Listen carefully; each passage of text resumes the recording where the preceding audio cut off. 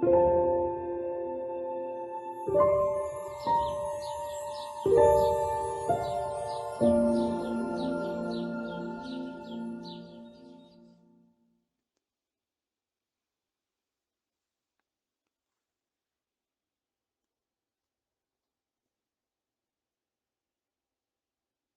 want to welcome everybody.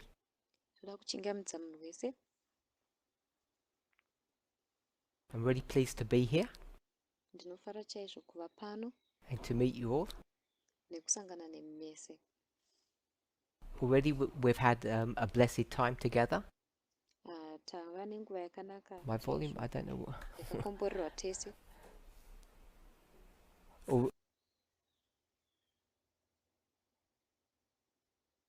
And let's open with a word of prayer. Ngativhurei nemunamato.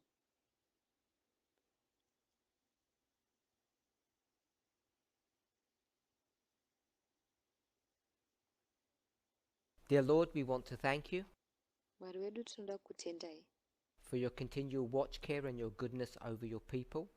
nekuramba muchitarisa nekunaka kwenyu kuvanhu venyu. We have questions and you have answers. Tine mibvunzo imi mune mhinduro. And it's our privilege to come to you to seek for those answers. Iprivilege yedu kuuya kwamuri tichitsvaka mhinduro idzodzi. But everything has already been laid out in inspiration. Asi zvinhu zvese zvakatowaridzwa mumweya It's our wechiprofita. work to diligently dig through your word Ibasa redu kuti tidhige zviri diligent mushoko to renyu understand the gems of truth. kuti tinzwisise magems echokwadi. As we try to do that today, Patinozama kuita izvozvo I nhasi, ask that you would guide each of us. ndonamata kuti mutungamirire In umwe Jesus' nemumwe name, amen. muzita raJesu. Amen.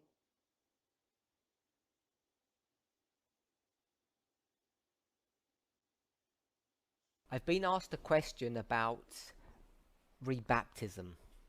Ndakabvunzwa mubvunzo wekubhabhatidzwa patsva. So, people wonder why we ask and hope that people will be rebaptized when they join this movement. Saka vanhu vanoshaya kuti nemhaka yei tichikumbira uye tichishuvira kuti vanhu vagobhabhatidzwa patsva. So I want to give a brief history on this subject. Saka ndinoda kunzwa nhoroondo iri brief nenyaya iyi As it relates to the work of this movement, maererano nebasa removement ino. and then we'll go and read some spirit of quotes Tozoendera mberi nekuverenga maquotation emweya to get a wechiprofita. perspective of this subject from Ellen White. Tive nemuono wesubject iyoyo kubva kuna Ellen White. We all have at least a surface understanding of the Millerite history, Tese tine kakunzwisisa least kari pasurface kenhoroondo yemamillerites. and if you have some understanding of that history, Kana uine kakunzwisisa kenhoroondo you'll iyoyi, know that when Miller began his work, unoziva kuti Miller paakatanga basa rake, and very simply we would begin that at 1798, zviri simple tinozvitangira pana 1798. we know he doesn't begin his ministry for a long time after that. Tinoziva kuti haatangi ministry yake kwenguva refu mushure mezvo. So from the very beginning of that history, that 46 years, Saka kubva kwekutanga kwenhoroondo iyoyo yemakore 46, and by the time Miller actually begins to work, it's around 25 years. svikira panguva inozototanga kushandwa naMiller inoita makore anokwana kuita 25. He has a very fixed understanding of his message.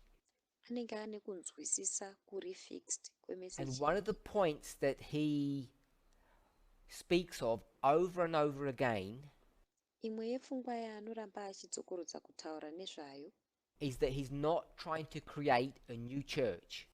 ndeyekuti haasi kuzama kugadzira kereke itsva. He's not trying to draw disciples to himself. Kuti haasi kuzama kuzviwanira vadzidzi And he says, vanomuteerera. everybody who understands and accepts this message, his message, anoti munhu wese anonzwisisa nekugamuchira meseji iyi, whatever meseji yake, denomination they are of, zvisinei nedenomination yavanenge vari, he wants them to remain in their church. anoda kuti varambe vari mumakereke avo. So he had a non-denominational message, Saka aiva nemeseji isinei nemadenomination, or a message for all Christians, whatever denomination or faith they held. kana meseji yemakristu ese zvisinei nedenomination kana faith kana chitendero And of course, that chavaibatirira message pachiri. was for the world as well. Meseji iyi yakanga ichisvikirawo nyika zvakare, The way they would describe it, for sinners to come into the kingdom of heaven. mutsananguriro wavaizviita kuti vatadzi vagopindawo muumambo hwekudenga. As the message developed, Meseji iyi payaizodevelopa, particularly during the last 4 years, nyanye mumakore 4 ekupedzisira, and we know that those 4 years are from 1840 to 1844, tinoziva kuti makore 4 aya anobva muna 1840 kusvika the 1844. dynamics of the church, of the movement that he was leading, changed. Madynamics movement Do yaaitungamirira we know why it akachinja. changed? Does anybody have any thoughts on that? Tinoziva here kuti sei zvakashanduka? Pane ane pfungwa here pazviri?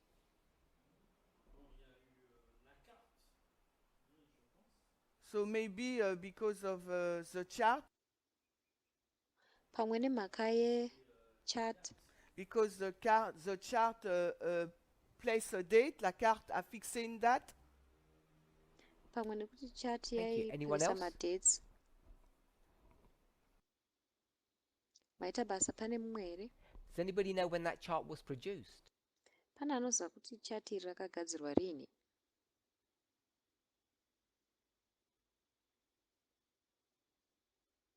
1842. 1842. So I mentioned a 4-year period, Saka ndataura nguva and there were inoita earlier makore 4. charts. Pane mamacharts akanga But the chart aripo, that we refer to, the 1843 chart, asi chart yatinotaura nezvayo, chart ya1843, was really only in use for 1 year, yakanyanya kushandiswa kwegore rimwe chete, 1842 to 1843. 1842 kusvikira 1843. And that chart causes a rift or a separation between the movement and the churches. Chart iyi yakakonzeresa mugaha pakati pemovement And what nemakereke, created that antagonism? zvakagadzira makakatanwa aya. What was it in the chart that caused this break between the movement and the churches? Chii chaiva muchat iyi chakakonzeresa kuti papatsane pakati pemovement nemakereke? So la date pour le retour de Jésus, the date for the return, second coming of Jesus. So it was the subject of Yaiva time. nyaya, saka yaiva nyaya yekudzoka kwaJesu, They yaiva had a nyaya fixed time yenguva. Vaiva nenguva for the iri fixed judgment. And that yemutongo. was in opposition to what all the churches taught. Izvi zvaipikisana kune zvaidzidziswa nekereke dzimwe dzose. So once the message became focused on this issue, Message yava focused panyaya iyi, the churches began to turn against the movement. machechi akatanga before- kupindukira movement. For Asi kare 90% of the history of the movement, 90% yenhoroondo yemovement iyi, the churches supported the work that Miller was doing. kereke dzaitosapota basa iro Miller aiita. Do we understand the term backslider? Asi inonzwisisa here vara rekuti munhu It means anodzokera a mashure? Christian who has lost their faith. Zvinoreva mukristu anenge arasikirwa nekutenda And kwake. the Millerite message Meseji yemamillerite had power yaiva nesimba to turn backsliders back to faithful Christians. yekushandura ava vanenge vadzokera mashure kuti vave makristu akatendeka zvakare. They rededicated their life to God, vaizvipira upenyu hwavo patsva kuna and the Mwari. churches began to flourish. Kereke dzakatanga kutekeshera. So they were happy with the work of the Millerites. Saka vaifara nebasa They remamillerites. encouraged them. They Vakavakurudzira, invited them to speak at their churches. vakavakoka kuti vataure mukereke dzavo. Things began to change in 1840. Zvinhu zvakatanga kushanduka muna 1840. And as Robert mentioned, by 1842, the creation of the chart begins to cause problems. Sezvataura naRobert, patinosvika muna 1842 kugadzirwa kwechati kunotanga Because kukonzeresa the church is matambudziko. opposed to a fixed time. Nekuti kereke inenge ichipikisana nenguva iri And why is the fixed. church opposed to that theology? Sei kereke ichipikisana netheology iyi? Why is the church opposed to time? Sei kereke ichipikisana nenguva?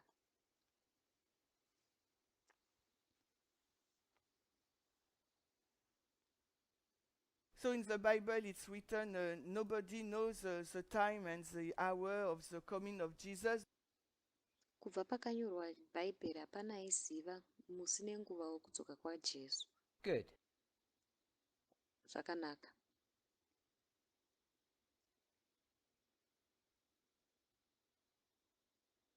So, does anybody know where that passage is found? Pana anoziva here kuti paseji iyi inowanikwa papi? It's in 2 books. Iri mumabhuku maviri. We can go to either Matthew or Mark. Togona kuenda kuna Matthew kana kuna Mark. Does anybody know either chapter? Pana anoziva here chapter idzi?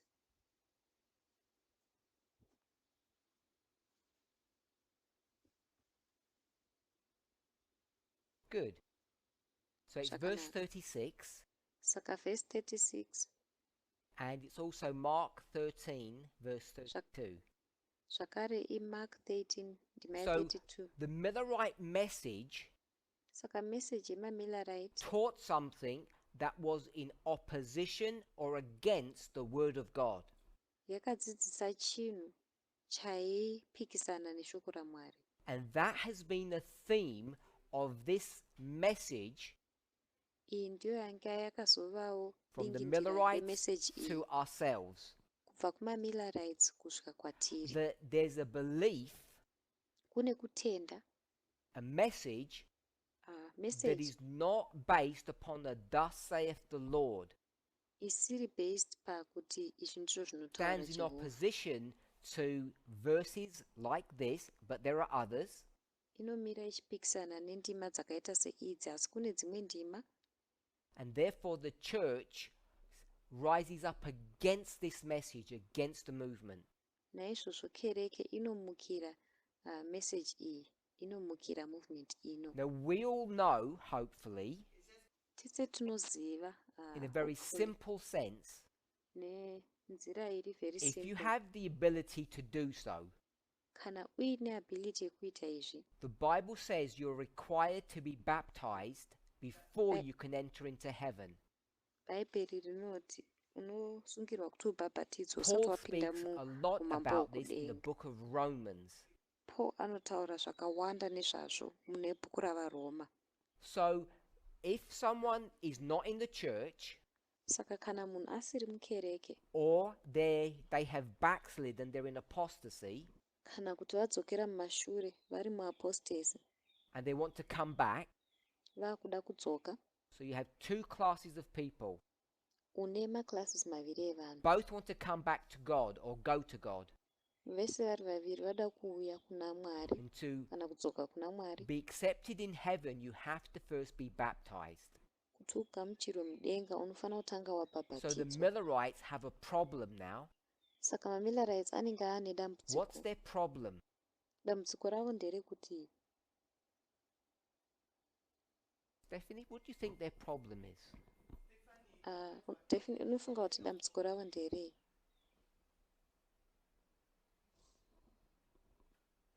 If you're not sure, that's fine. Kana usinganyatsoziva zvakanaka hazvo. You mean the problem of the Millerite regarding baptism? Yes. munoreva kuti dambudziko remamillerite maererano nerubhabhatidzo here? Hongu.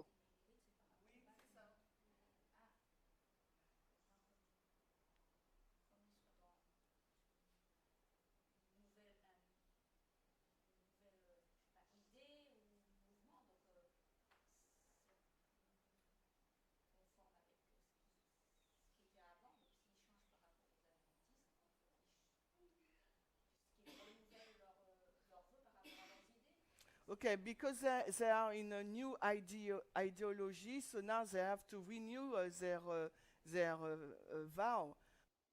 Nemhaka yekuti vanenge vari muideology itsva vanofana Very good. kurenyuwa Thank you. vhao ravo. So the Zvakanaka, vaita Millerites basa. Saka have a maMillerites message, vane and message. this message is changing people's lives, Message iyi inenge ichishandura upenyu both hwevanhu, Christians and non-Christians. kumakristu nevasiri And these makristu. people want to turn to God. Vanhu ava vanoda kudzoka And if kuna you want to Mwari. turn to God, part of the work you need to do Kana uchida kuuya kuna Mwari, rimwe rebasa raunofana kuita after you repent watendeuka is to be baptized. kubhabhatidzwa. And before, Izvi all those sazvaitika, baptisms occurred in the churches. rubhabhatidzo dzese But now the dzaiitika church dzisa- is telling these dzaiitika people, mukereke. Zvino kereke yakuudza if you go vanhu, to an Advent movement meeting, ukaenda kuadvent movement meeting, we will punish you. You will eventually be disfellowshipped. tinokudisfellowshipa kubva So, mukereke yedu. These people who are turning to God can no longer be baptized anywhere. Naizvozvo vanhu ava vari kuenda kuna Mwari havachakwanisi And kubhabhatidzwa. this kupi caused zvavo. a crisis in the movement, in the Millerite movement, Izvi zvakakonzeresa crisis because muMillerite they had a movement. position that they would not baptize people. Nekuti vaiva nepozisheni yekuti vaisazobhabhatidza vanhu. They had preachers Vaiva nevaparidzi from different denominations, vaibva kumadenomination akasiyana siyana, Presbyterians, Methodists, etc. mapresbyterian, mamethodist nevamwe And those akasiyana siyana. teachers, preachers Vadzidzisi ava, vaparidzi who were ava in the movement, vaiva mumovement they could baptize, vaigona but they would kubhabhatidza, baptize those people into their own churches. asi vaizobhabhatidza vanhu vavo kuti vapinde mukereke And dzavo now that dzakasiyana siyana. can no longer happen Izvi zvazvisingachakwanisi in just the kuita last few years. mumakore mashoma anga And so what the movement began to do movement zvayakazotanga kuita was something that was not really correct. chaiva chinhu chisina They didn't realize the difficulty that they were in. havana kuona kukosha kwesituation yavaiva So nayo. they thought Saka that ivo they could vakafunga baptize people into the truth.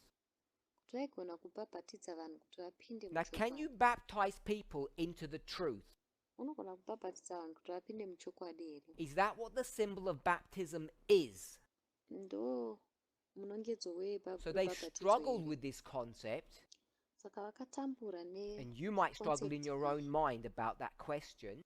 Iwe unogona kutotamburawo mupfungwa dzako nemibvunzo iyoyo. Some of you might say yes, Vamwe vanogona kuti hongu, you can be baptized into the truth. kuti unogona kutobhabhatidzwa kupinda muchokwadi. Others of you would say you cannot. Vamwe venyu vanogona kuti hazvigoni.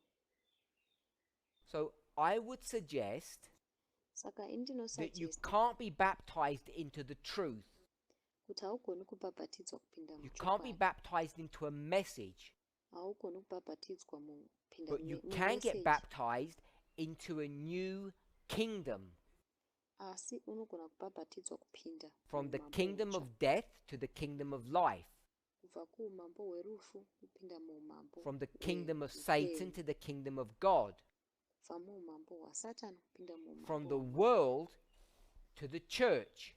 Kubva munyika kupinda So, mukereke. if you look carefully at the symbology of baptism, Saka ukaongorora zviri careful Of pamunongedzo course, it's based wekubhabhatidzwa, upon a belief, a message, a truth. uri based pane kutenda, pane message, pane chokwadi, But you're getting baptized from one life to a brand new life, asi uri kubhabhatidzwa kubva kune humwe upenyu uchipinda from mumwe upenyu prison mutsva, to freedom. kubva mujeri uchipinda murusunungu. And it took the movement some time to come to that realization Zvakatorera movement nguva yakati rebei kuti vasvike pakuzozvirealiza izvi, that acceptance. kuti vasvike pakuzosvika And you can mujeri. imagine what it does. Unogona kuzoimaginawo kuti It turns the zvinoita sei. Millerite movement Zvinoshandura movement into yemaMillerite not a supporter of the churches, kuiita kwete vatsigiri vekereke, Methodists, Presbyterians, Baptists, mamethodist, mapresbyterian, but it now becomes a mabaptist, competitor. asi vanoshanduka kuva macompetitors. It's stealing members from the churches. Movement iyi iri kuba mamembers kubva And mumakereke. so what happens is Saka zvakazoitika the ndezvekuti Millerite movement is forced movement yemaMillerites to become a inopanikidzika church. kuti igovawo And kereke. what's the name of that church? Zita rekereke iyoyo rinonzi kudii? It's a trick question Iquestion iri because tricky they don't have a name. nekuti vanenge vasina zita. We haven't got to Adventism yet. Tisati tasvika kuadventism, We haven't got to October 1844 yet. tisati tasvika kuna October 1844. Ellen White hasn't begun her ministry. Ellen White anenge asati atanga ministry. So it's a church with no name, Saka ikereke neisina zita, and you can imagine it's problematic. unogona kuzvifunga kuti That's why they ingatiti thought they could zvinoda kuti- baptize you into the truth, ndosaka vaifunga kuti vanogona kubhabhatidza muchokwadi, because it was not a legal organization. nekuti yanga isiri organization iri legal. It's what we might just call a fellowship. Saka inenge iri yatinogona kungoti fellowship. So that's a brief review of the Millerite history with respect to baptisms. Saka ndo review iri brief maererano neMillerite history nemaererano They develop into nebhabhatidzwa. the Advent Church, Vanodevelopa kuzova Advent Church, and it becomes a legal organization, yozobva yava organization and iri it's legal, recognized as a legitimate denomination. inenge yakutoonekwawo sedenomination iri And you know, legitimate. by 1888, Tinoziva kuti patinosvika 1988, even before that, in fact, kunyange izvo its zvose legality is zvasvika, recognized legality yayo because inorecognizwa, it can go to the government, to those meetings, nekuti inogona kuenda kuhurumende kumameetings those iwayo, Senate meetings, the meeting- Senate, mameeting and esenate, they can represent this group of people. vachitogonawo kumiririra And boka Jones revanhu does that. ava. Jones akaita Do izvozvo. you remember why we were forced to become a legal church? Munorangarira here kuti sei takamanikidzirwa kuva kereke iri legal? What event forced us to do that? Chiitiko chipi chakatimanikidzira kuzviita? Good, it's the Civil War that forced us. Hondo yamaAmerica Civil War Because we said yakatimanikidzira. Nekuti takati we don't want to participate as soldiers in this war. taisada kuparticipata semauto The muhondo iyi. government says, who are you? Hurumende ikati ko imumbori wanani? And to have representation, we have to become legal. Kuve neumiririri taifana kunge tiri legal. Now, when we get to 1989, Patinosvika kuna 1989, time of the end, nguva yekupedzisira, God raises up Elder Jeff. Mwari anosumudza Elder Jeff. And does Elder Jeff think he's going to create a new church or a new movement? Elder Jeff paanenge achifunga kuti vachagadzira movement itsva here kana No. kereke itsva? That's Ndozvaanofunga not his here. dream, that's not his Kwete. aim, that's not his desire. Dream, aim, desire. Harisi riro chiroto chavo kana kuti donzvo ravo, kana kuti chishuwo chavo. He's an Adventist Musabata and he has a message for Adventism. anenge aine message And he kumasabata. copies the steps of Miller. Vanotevedzera matsiko aMiller. But problems begin to arise Matambudziko anotanga kusumuka because the church doesn't accept the message nekuti kereke inenge isingagamuchiri message for various reasons. nemhaka dzakasiyana siyana. And then we have people joining this movement, Unozova nevanhu vanojoina movement iyi non-Adventists, vasiri masabata, and we have Adventists joining. tozovawo nemasabata And vanojoina. those new people Vanhu vatsva ava are stuck. vanenge They're in a vastuck, problem vaiva dambudziko because this movement doesn't baptize. nekuti movement ino yaisabhabhatidza. If you want to be baptized, you go to your Adventist church and be baptized there. Kana uda kubhabhatidzwa waenda kukereke yako yechiadventist wobhabhatidzwa ikoko. And that model was followed for a long time. Model iyi yakatevedzerwa kwenguva refu. Then at some time in history, Pane imwe we'll nguva say between munhoroondo 2005 and 2009, tichati pakati pa2005 something na2009 changed.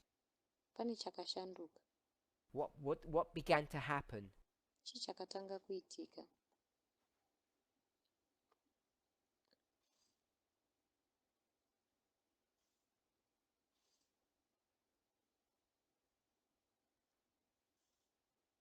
And what were we baptizing them into? Taivabhabhatidza kupinda muchii? If you remember the Millerite history, we copy it Kana tichirangarira Millerite history unconsciously. tinoikopera We zviri baptized them unconscious. into the truth. Takavabhabhatidza kupinda muchokwadi.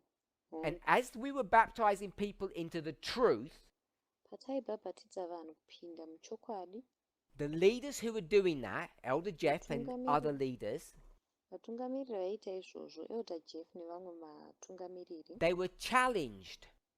vakachallenjwa. And the challenge was Challenge yaivapo ndeyekuti baptism is rubhabhatidzo about joining a kingdom.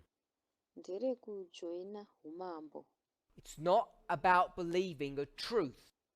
haruzi rwekutenda chokwadi. Simply put, Hatichizvisa you're not nenzira baptized into the yakadaro. truth, you're baptized into the kingdom of heaven. Haubhabhatidzwa uchipinda muchokwadi, unobhabhatidzwa uchipinda muumambo And the hwaMwari. challenge was, Challenge yaiva if yekuti this movement doesn't believe it's the kingdom of heaven, kana movement ino isingatendi kuti ndihwo umambo hwaMwari, it can't baptize. haigoni kubhabhatidza. Because what did this movement believe the kingdom of heaven was? Nekuti movement ino yaitenda kuti umambo hwaMwari chii? In that history, Munhoroondo where was the iyoyo, kingdom of heaven to be found? umambo hwaMwari hwaiwanikwa kupi?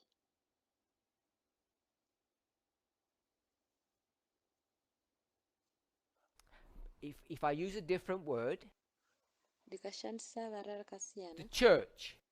mukereke. Which church are we to be baptized into? Ikereke ipi yatinofanira kubhabhatidzwa mairi? The Adventist church. Adventist There's Church. only 7 churches. Pangori nemakereke And manomwe. even though the church is in Laodicea, Kunyange kereke iyi iri we might muLaodicea, call it apostasy, togona kuidaidza chiti it's apostasy. still the only legal place that you can be baptized. Inenge ichingoriyo legal place yoga yaunogona Is there an kubhabhatidzwa. 8th church, number 8? Pane kereke yechi8 here? Kereke yechi... No, not literally, there is not. Literally hakuna. And so what this movement does, Saka zvinoita movement ino, it re-looks at the churches inotarisa patsva and makereke aya. understands how you can repeat and enlarge the experience of the churches. Inonzwisisa kuti unogona kudzokorodza uchiwedzera sei And in that way, pamaexperience emakereke aya. You Nenzira do iyi, get an 8th church, unozova nekereke which is yechi8 like the first church. inova yakafanana nekereke We all yokutanga. know Tese that the toziva first day of the week, kuti zuva rekutanga revhiki, Sunday, Sunday, is also the 8th day of the week. ndiro zvakare And rechi so 8 and 1 8 revhiki.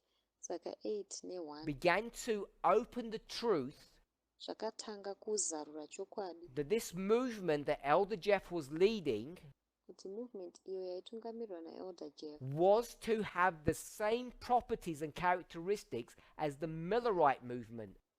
yaizova nemacharacteristic nemaproperty akafanana That we would become a church. kuti taizova And kereke. what would our name be? Kuzita redu raizova chii? So we can use the terminology from the Bible, satogona kushandisa mavara anobva kubhaibheri but in a literal sense, we never have a name, asi nenzira iri literal hatina mbvura tava nezita just like the Millerites didn't. sezvakanga zvingoriwo And mamillerites. people question the legitimacy of creating a new church. Vanhu vobvunzurudza legitimacy yekugadzira kereke itsva. They said, you have no basis to do this. Voti imi hamuna hwaro hwekuita izvi zvamuri kuita. So this movement searched the scriptures, Saka movement ino yakanzvera and we went to magwaro Daniel 2. tikaenda kuna Daniel chapter 2. And what did we learn from Daniel 2? Chii chatakadzidza kuna Daniel chapter 2? Good. The stone. We Doko. saw that there was a mountain and a statue. Takaona kuti paa paine gomo. The mountain is Stone. the church of God, Gomo ndiro kereke the yaMwari, kingdom of God, umambo and the waMwari. statue is the Chitombi kingdom of Satan, icho or the umambo kings of the waSatani earth. kana madzimambo epano pasi. In Daniel 2, Muna Daniel it 2 says the kingdom of heaven splits. inoti umambo hwekudenga hwakapatsanuka. A stone comes out of the mountain, Dombo robuda kubva mugomo iri. and then that mountain, just Gomo iri in the story of Daniel 2, munyaya yaDaniel just 2 disappears. It's not spoken of. rinodisappear richatotaurwa But when it's nezvaro. first mentioned, Asi parinotaurwa kekutanga it's mentioned as kingdom of heaven, rinotaurwa seumambo and then later in the chapter, later on what is the muchapter stone now identified as? dombo rineri rakuzotaurwa sechii? The kingdom of heaven. Umambo. And then what happens to the stone? Chii chinozoitika kudombo iri? As you just said, it grows into a mountain. Sezvawataura rinokura kuita gomo. So we now had a biblical prophetic model Saka tanga taane model iri to mubhaibheri show that this yeprofesi movement was the kingdom of heaven, yekuratidza kuti movement ino yakanga iri umambo hwaMwari and we could now be baptized. uye taakugona So in kubhabhatidzwa. 2016, Saka muna 2016 as these truths were being developed, chokwadi ichi pachaidevelopwa, these models were being understood, mamodels aya we achinzwisisiwa, took one more additional step. takatora chimwe chidanho chimwe chete chekuwedzera. Not only did we have our theology, Kwete kwoga hatina our kungozova prophecy, netheology yedu chete we began kana to be prophecy yedu organized. chete, takatanga kuorganize. And so those two things came together, Zvinhu zviviri izvi zvakauya pamwe chete, and we began to baptize people takatanga kubhabhatidza vanhu into the kingdom of heaven. muumambo hwaMwari hwekudenga. This was people of the church, Vaiva vanhu vekuchechi, Adventists.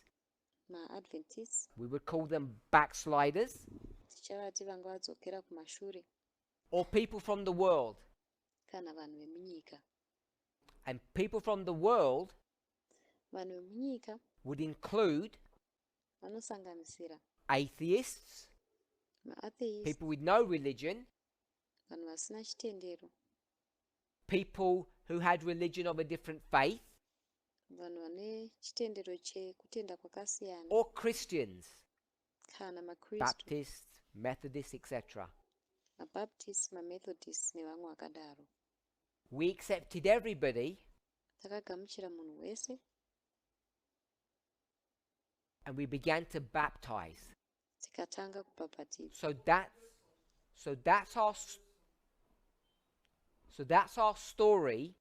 Saka ndiyo nyaya yedu. We've spoken about the Millerite story and our story. Tataura nezve nyaya yedu maMillerites. And what I want to do now, Zvandakuda kuti tiite I izvezvi. just want to go through some Spirit of Prophecy quotes. Ndoda kuti tingoverenga quotation emumwe wechiprofita. And Ellen White discusses this subject of rebaptism. Ellen White anotaura nyaya iyoyi yekubhabhatidzwa patsva. All of this information Yese is long after the Millerite movement. iri long after movement yemaMillerites. This is the Adventist church. Iyi ikereke yemaAdventist. And she's going to describe how the Adventist church operates in the world. Anotanga kudescribe kuti kereke yemaAdventist inooparata sei munyika.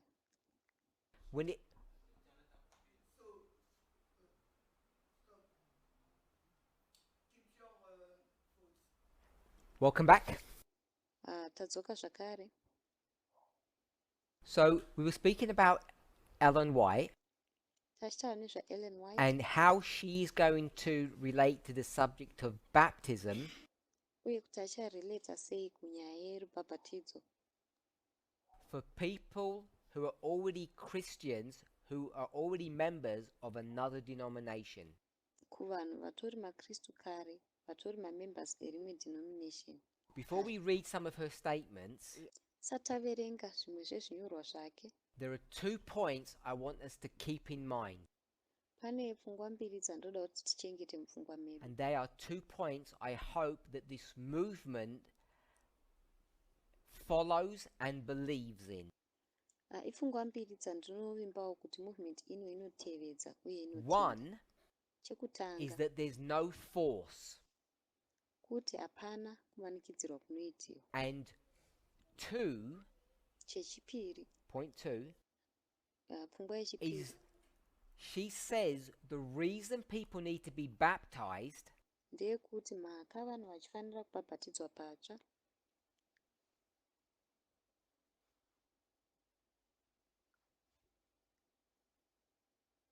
the reason people need to be rebaptized, mhaka vanhu vachifanira kubhabhatidzwa patsva Christians, is Kristu. because the difference between their faith and our faith, inyaya yekuti musiyano uri pakati pekutenda kwavo nekutenda our faith kwedu, being Adventism, kutenda kwedu kuriko in the chisavata mind of Ellen White, mupfungwa dzaEllen White is that there's such a big difference kuti pane that musiyano you need mukuru to be kwazvo rebaptized. wokuti unofanira kubhabhatidzwa patsva. Plus, Ah, she views Zvakare. those churches anoona kereke idzodzi as being in apostasy, sekunge dziri and she will call them muapostates. what? Anodzidaidza achiti kudii? Apostate Protestantism. Apostate Protestantism. And we all know the threefold union. Tinoziva tese mubatanidzwa wehutatu uya. 2/3 of the threefold union is Christian, isn't it? 2/3 ye-threefold union What are the chiKristu. 2/3? 2/3 dzacho dzatiri kutaura ndedzipi? Does anybody know? Pane anoziva here? Protestants, Protestant, good, MaProtestants ndizvozvo and Catholicism. nemaCatholics. So, Ndizvo zvakanaka. because they're the enemy, Nemhaka yekuti ndivo the muvengi, institution, not the individuals, institution yacho not the kwete members. ma-individuals acho kwete it's the ma-members. structure. And we Istructure. know about institutions because of Acts 27, Tinoziva nezvema-institution nemhaka yaActs the 27. boats or the ships. Zvikepe. And because they're in apostasy, Nemhaka yekuti vari because their belief system is so different, nemhaka yekuti system yavo yekutenda yakasiyana they become zvakadaro, Seventh-day Adventists, vanobva vava ma-Seventh Day they need to be Adventist rebaptized. vanofanira kubhabhatidzwa patsva. 2 points. Seventh-day Adventists don't force you to be rebaptized. Seventh-day Adventism haikumanikidziri kubhabhatidzwa patsva, But their belief asi kutenda is kwavo that Seventh-day Adventism is the kingdom of heaven, kuti Seventh-day Adventism ndiyo and it's umambo so hwaMwari, unique in its beliefs. uye yakanyanyosiyana If you zvakadaro join mukutenda kwayo. and you're Ukajoina already baptized, wakatobhabhatidzwa you should get kare, rebaptized. unofanira kubhabhatidzwa patsva. So Naizvozvo these thoughts are taken from the book Evangelism, pfungwa idzi dzakatorwa kubva mubhuku Evangelism, and it's pages 372 and 375. mapeji ndi 372 na 375. So we're not going to read a lot. Hatisi kuzonyanya I'm kuverenga only hedu going to take zvakawanda, selected portions. ndichangotora zvikamu zvandakasarudza. You can just read from my from. Wait a minute, I give them the reference.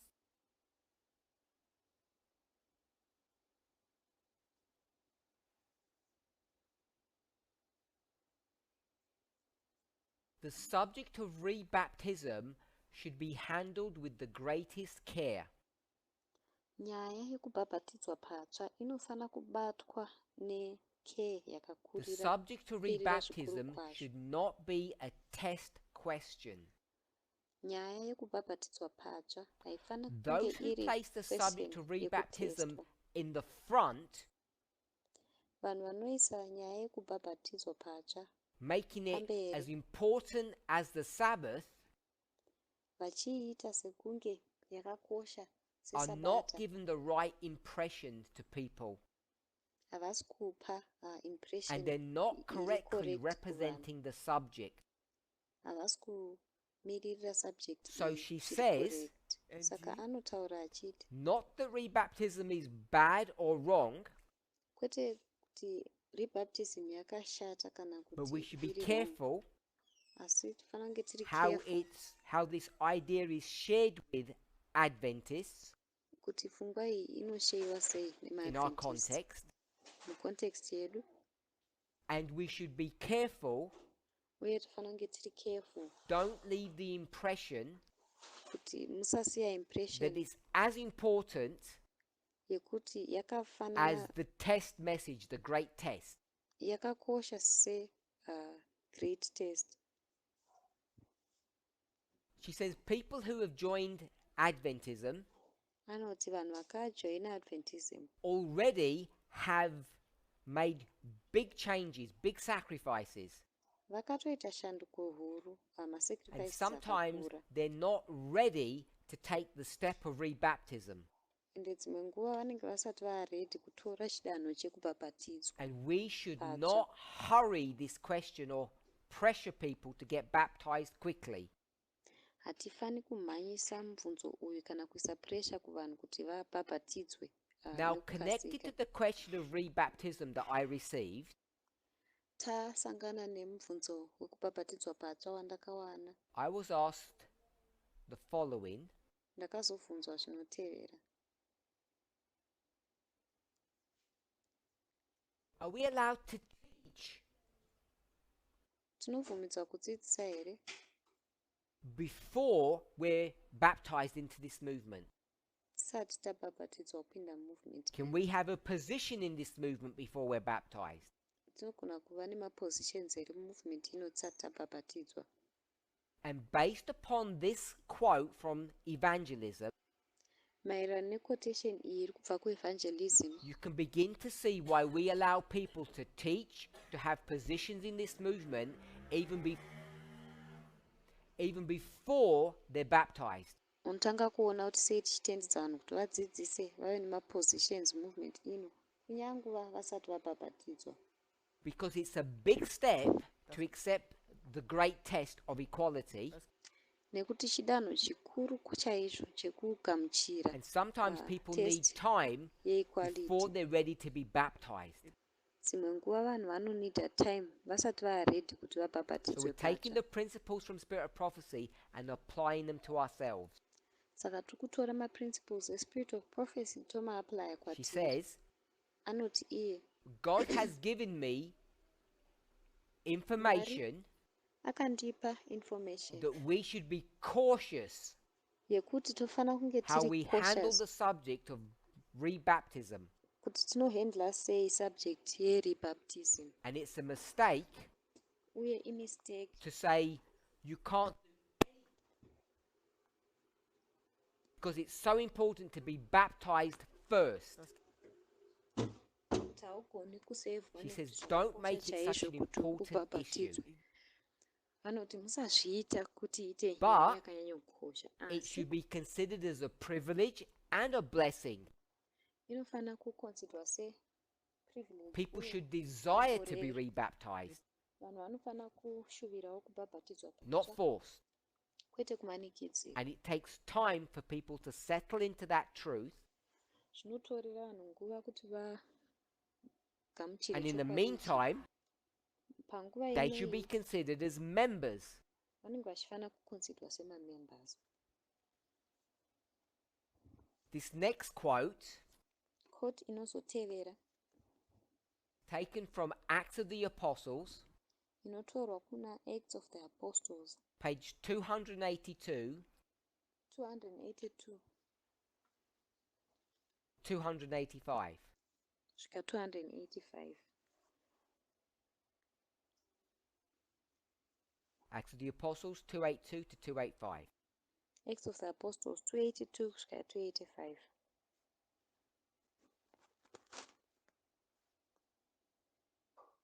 So this is the story, obviously it's from the book Acts of the Apostles, it's the story of Paul. Saka iyi inyaya inobva kuna So, Paul, inobva kubook Acts of the Paul Apostles. finds 12 people in Ephesus, Saka Pauro anowana vanhu 12 kunzvimbo yeEphesus. and they had been disciples of John the Baptist. Vakanga vari vadzidzi vaJohn Have they the been Baptist. baptized? Vanga vabhabhatidzwa here? Yes, because they were disciples of John the Baptist. You Parce had to have been qu'ils étaient, baptized. Nekuti vaiva madisciples aJohn the Baptist vaitofanira And kunge they had begun vakabhabhatidzwa. to get some knowledge about Christ, Vakanga vatanga kuva neruzivo but they pamusoro were not paKristu. disciples or followers of Jesus. Asi vaisava madisciples kana They're only vateveri beginning to vaJesu. learn about Jesus now. Vanenge vachingotanga kutodzidzawo zvaJesu ipapo. And they know Zvakare. nothing about the Holy Spirit's work. Vanenge vasingazivi nezvebasa remweya So mutsvene. when Paul asks them, Saka Paul paanovabvunza, did you receive the Holy Spirit? makagamuchira here mweya mutsvene? They said, Vanotaura we've never vachiti, even heard of the Holy Spirit. hatisati takatombonzwawo nezvemweya mutsvene. No, this is not related to this subject, but this is important. Izvi hazvina ukama nesubject yatiri In the kutaura, asi zvinhu history of zvakakosha. Christ, Munhoroondo yaKristu, church, the Israelite church has been in existence for thousands of years now. kereke yemaIsraelites yanga yava in existence kwemakore mathousands. Israelites MaIsraelites have not heard of the Holy Spirit. vanga vasati vanzwa Think about nezvemweya that. mutsvene. And Kumbofunga Gentiles izvozvo. haven't heard of the Holy Spirit because the Israelites never taught them. MaGentiles vanga vasati vambonzwa nezvemweya mutsvene nekuti And I think maIsraelites vanga vasati sometimes we don't vavadzidzisa. realize this, Dzimwe nguva that the hatirealize picture izvi. of God that the Kuti Israelites picture had Yaiva was so nemaIsraelites shallow and so immature. yanga iri shallow, iri So immature. Paul has to teach them about the Holy Spirit. Saka Paul aitofanira kuvadzidzisa nezvemweya mutsvene. So Paul says to them, Saka Paul anoti well, what were you kwavari, baptized into? saka makabhabhatidzwa Which muchipinda means pai? when we're Zoreva baptized izvo. as Christians, Kuti patinobhabhatidzwa what are we baptized semakristu, into? tinobhabhatidzwa Just from muchii? this passage. Kubva mupassage iyi. In the name of the Father, the Son, and the Holy Ghost. Sure. So Oui. Muzita ramwe specifically it Mwari. says here, mwanakomana nemweya mutsvene. that you get Oh, baptized into the Holy specific apa Spirit, vanoti munobhabhatidzwa mumweya because mutsvene that's what his focus is on. nekuti ndo They pane said, focus yake. we got Ivo baptized into vakati John's baptism. isi takabhabhatidzwa murubhabhatidzo rwaJohn. And then it says, when Obva they ataura received ichi yataura baptism at the zvichinzi hand of John, pavanoreceiva they baptism did not paruoko understand the rwaJohn work of Jesus.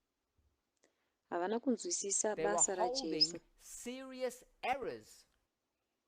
Vakanga vakabatirira pamaeras ari But serious. when clearer light came, Asi they chiedza accepted chakajeka Jesus, pachakazouya and with vakagamuchira this Jesu. step of Nechidanho advanced ichi light, chelight riri the advanced, Messiah, a Messiah change came. Change came in pakauya their shanduko. obligation. Shanduko And yakauya as they mumaobligations received avo. a purer faith, in Pavakareceiva token of this chitendero chiri change, pure they were netoken yeshanduko required iyi to be rebaptized. vakazova required kuti vabhabhatidzwe So patsva. there's Ellen White giving us her understanding Saka ndo Ellen White from ari the kuti book of Acts, pakunzwisisa kwake kubva kune seeing how bhuku Paul raActs handled the situation, kuona kuti Paul akahandla situation and yacho says sei. this is our proof of why we rebaptize. Obva ati ndiyo proof yedu yekuti sei tichifanira kubhabhatidzwa patsva. Advanced truth, Chokwadi chine a new chafambira mberi life, new upenyu hutsva, obligation, a rebaptism. maobligation matsva, kubhabhatidzwa kutsva. This next one is from Chinotevera Spirit ichi of Prophecy, Volume 3. chinobva kuvolume 3 So the yeSpirit of coding would be Prophecy. 3SP. Saka I don't inodaidzwa know if ichinzi this is in 3SP. French. No, we haven't got it. This is page 420. Iyi page 420. So this is speaking about the seeker of truth.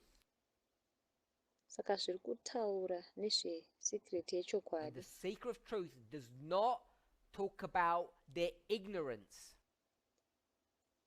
Secret yechokwadi haitauri nezvekusaziva They kwavo. don't use lack of knowledge as an excuse, Havashandisi kusaziva seexcuse because they don't understand the law. nekuti havanzwisisi They don't murayiro. say, oh, that's why I sinned. Havati ndosaka ndisina She then moves ndosaka on, ndatadza. and Anobva she enderera says, mberi oti iye his former baptism does not satisfy him now. rubhabhatidzo rwake rwekare This person now haachagutsikani understands nahwo. God's Munhu law uyu better, anenge akunzwisisawo and now mitemo they're not yaMwari zvirinani. happy with the old baptism. Havachafari nerubhabhatidzo rwavo rwekare. After you're baptized, are you a sinner? Wapedza kubhabhatidzwa waiva People have mutadzi different here. answers. Vanhu vane maanswers But this akasiyana study siyana. has been done many times in this movement. Chidzidzo ichi chakaitwa Gospel teaches that kakawanda no, movement muno. Gospel rinodzidzisa kuti after kwete baptism, you're not a sinner. wabhabhatidzwa A hausiri sinner mutadzi. is a Mutadzi verb. It's If not verb. a noun. harisi An noun. important distinction. Musiyano You have wakakosha iwoyo. verb and noun in French. Adverb, you mean? No, a verb and a noun. So I won't explain that because it should be clear. But now, when this person Izvezvi receives this new light munhu on the law, paanogamuchira we would call it the message of right equality itsva today. palaw ezvinotodaidza They tichiti see message themselves as yeequality a sinner vanozviona because their semutadzi first baptism nekuti does not rubhabhatidzo rwavo satisfy them. rwokutanga They see it's not havachagutsikani naro. enough Vanoona kuti because now haruna they're kukwana condemned by God. nekuti This is vanenge vakutukwa Adventist. naMwari. join this movement aadventist or any other vanojoina movement Christians, ino kana mamwe makristu they vapi zvavo realized when the message of equality comes, vanoona kuti panouya that they meseji have been yeequality sinners kuti vakanga vari vatadzi practicing what? vachipraktisa chii, What sin were they practicing? chitema chipi chavaipraktisa, Conservatism. conservatism. When we're radical Sexism, feminists, sexism, patriarcat. good. patinenge tiri They see they were patriarchy, sinners because they were sexism practicing zvese. patriarchy as Christians. vakaona kuti vaiva vatadzi nekuti vaipraktisa patriarchy semakristu. They got baptized the first time as patriarchs, Pekutanga vakabhabhatidzwa semapatriarch thinking that was good. vachifunga And kuti now they're zvakanaka. told that Yes, that's no one knows wrong. They see Yes, themselves as Sandisho. a sinner, vanozviona and they see sevatadzi therefore that first baptism no longer has any benefit to them.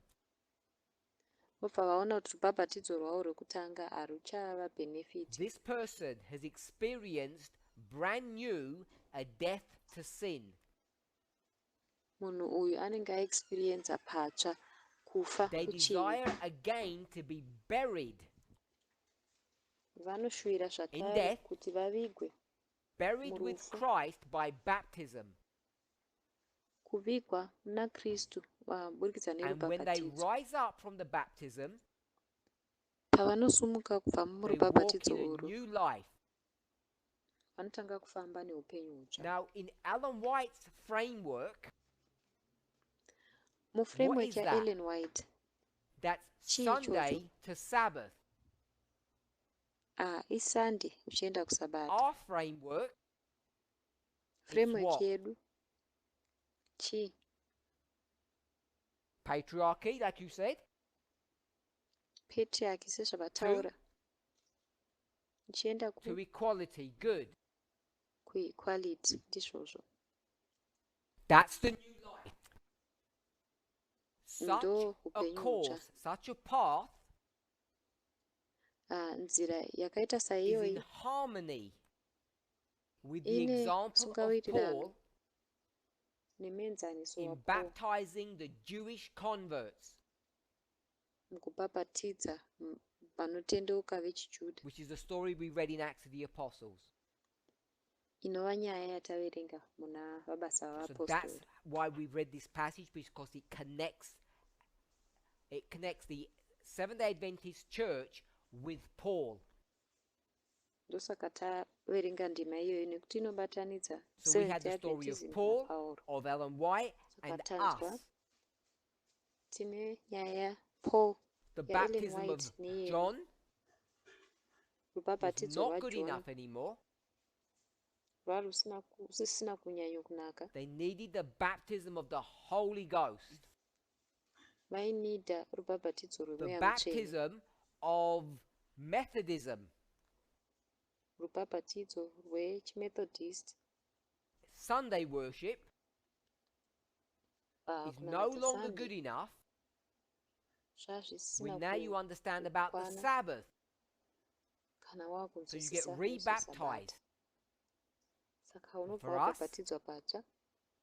Kwatiri your baptism as a person who likes or follows patriarchy rubhabhatidzo rwako semunhu aifarira no patriarchy longer satisfies you, and so you want to have a hauchagutsikani new naro. life of radical feminism or equality.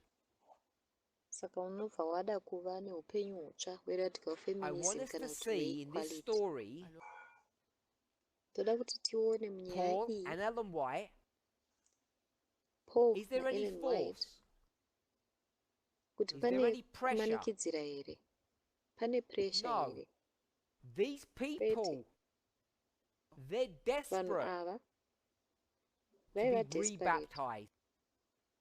kuti Why? toda kubhabhatidzwa Because patsva they nemhaka iyi, see a difference nekuti vanoona in musiyano the new life compared to the muupenyu hutsva old life.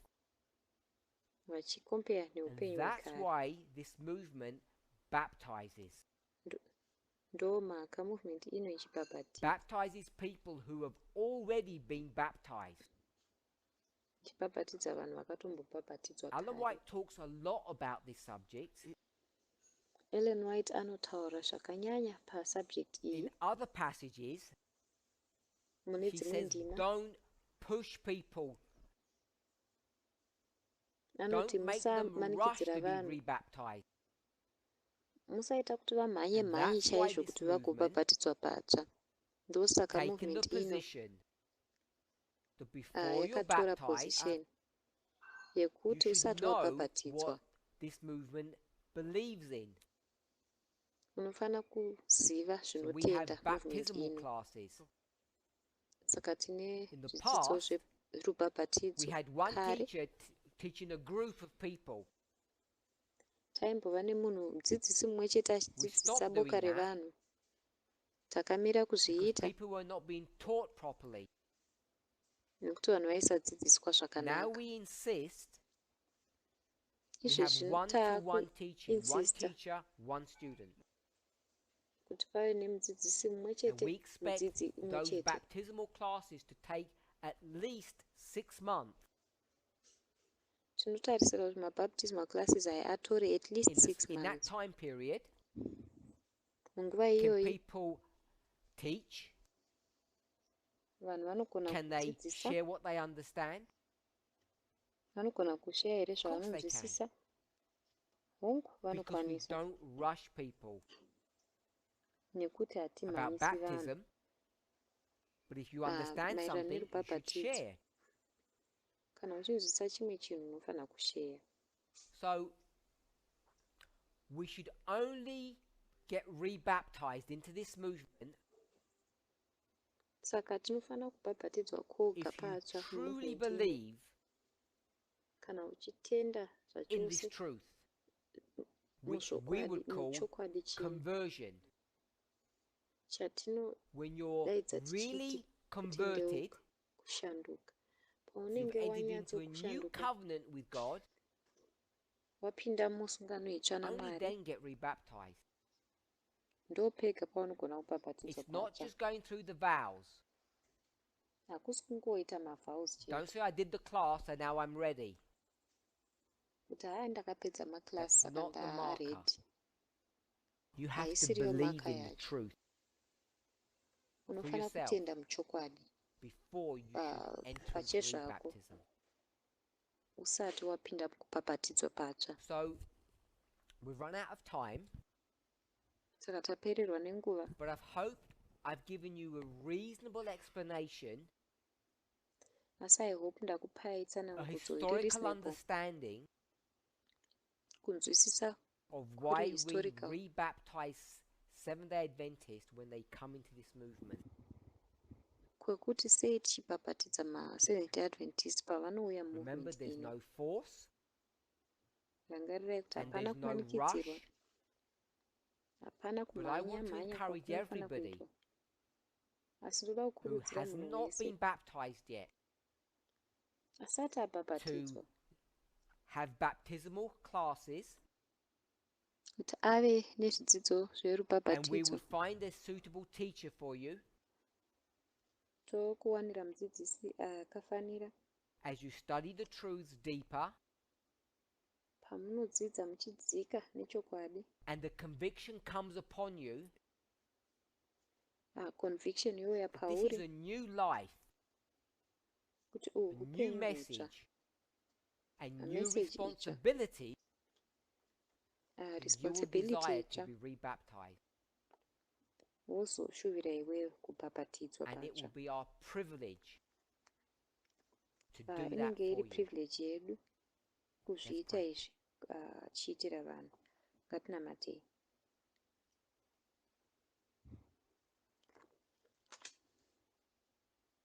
As we closed our study, Patavharira chidzidzo chedu, dear Lord, you heard Mwari someone wedu, speak out, Amen. manzwa munhu achitaura achiti We should all amen. understand what that word means. Tese tofana kunzwisisa If zvinoreva we varai. understand the significance of that word, patinonzwisisa kukosha we will know why kwevara that irori, person gave that testimony. tinoziva kuti sei munhu iyeye apa chapupu They could ichocho. say Vanogona amen kutaura vachiti to the subject amen of rebaptism. The way this kusubject movement yekubhabhatidzwa patsva. desires it to be done. Nzira iyo movement inoshuvira kuti Please be zviitwe. with us. Be with those Tokumbirawo people muve who are nesu. deciding about rebaptism. Mugovawo nevanhu vari kudhisaidha maererano It's nekubhabhatidzwa you that patsva. brings conviction. Ndimi munotipa It's you that conviction. renews the heart. Ndimi And munoshandura if they mwoyo. choose to take the Vakasarudza steps saizvozvo to give tora their madanho life to iwayo, you, kupa to upenyu move hwavo away kwamuri, from a patriarchal model to one of equality, kubva pamodel yepatriarchy kuenda kune it's equality. my prayer that their decision, Kunamata kwangu their kuti change of sarudzo life yavo, would be honored kushanduka kweupenyu hwavo by them kuve being honored rebaptized. navo In Jesus' vachibhabhatidzwa name. patsva. Amen. Muzita raJesu. Amen.